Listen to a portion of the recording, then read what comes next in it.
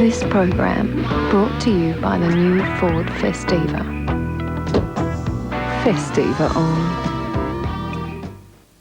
The season's starting, but there's one problem. I'm not playing for you. Where on earth is he going to find a new star player? Which way is Wanabe? Somewhere in the highlands of Africa is someone who knows how to play. I just found myself a future NBA Hall of Famer. Join Kevin Bacon and a cast of totally colourful characters. You smell like a buffalo. For the first feel-good time. Like fly. The premiere of The Air Up There.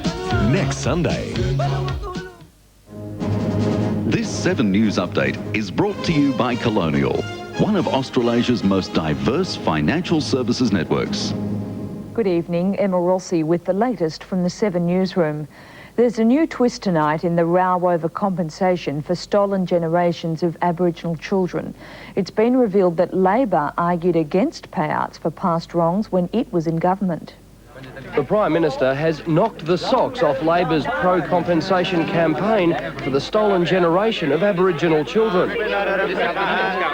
Speaking at the opening of a Hindu temple in Canberra, Mr Howard has revealed a Labor government submission from 2 years ago, arguing the High Court should not compensate the stolen generations. And as people read that very detailed submission, they will see the similarity between what the Labor government was saying when it was in government and what I've been saying over the past few days. The Prime Minister says Labor has done a complete backflip, calling for compensation now because they don't have to sign the cheques. But at a reunion of stolen children in Adelaide, claims an official apology from the Prime Minister could have actually reduced the number of claims for compensation. Now be more inclined to want compensation. The fact that the Prime Minister didn't respond earlier, he could have in fact turned the nation. The New South Wales car government's proposed bed tax has come in for another serve. An independent report shows thousands of tourists are deserting Sydney for cheaper capitals.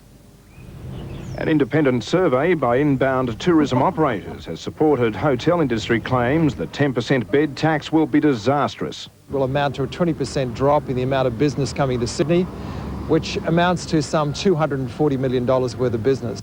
Government hopes to raise $64 million from the tax, but the study warns Sydney is in danger of losing its long-held position as Australia's gateway. In the lead up to the Olympics, that we should be gaining the benefits of that, the focus on Sydney, the focus on Australia, and instead we're losing the business. Even before the bed tax is introduced, the survey shows that talk of the levy is already having a dramatic impact on Sydney tourism, with the cancellation of more than 6% of hotel rooms pre-booked by the big spending Japanese. All of that means we slide back in competitive terms against Brisbane, Melbourne, Hawaii, Fiji and Bali.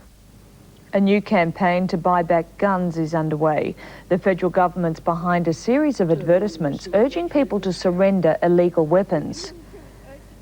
And Aussie boxing champion Costa Tszyu has been dethroned. He lost his junior welterweight crown to American Vince Phillips after a shock knockout. Looking at the national weather now, mostly fine but a bit cloudy in the south, showers for Perth and Adelaide. Our next bulletin, sunrise at 6 a.m. Good night. So it wasn't exactly the Harbour Bridge. Still, this Dunny's a work of art. But this empty space, oh, it's such a waste. It broke off Steve-O's heart. But Steve-O gets an idea. He checks the truck. He's all enthused and says, Hey, what good's a Dunny without a pub? It'd never ever get used. now when you've got the taste, there's no time to waste. We grabbed timber, nails and spades. And when the day was through, it came into view. The best thing we'd ever made. Yeah, the best end of the day is the west end of the day. When you build up a thirst, nothing else comes first at the west end of the day.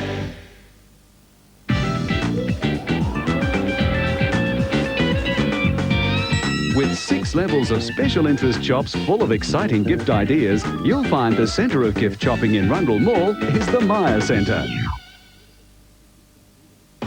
Adelaide's home with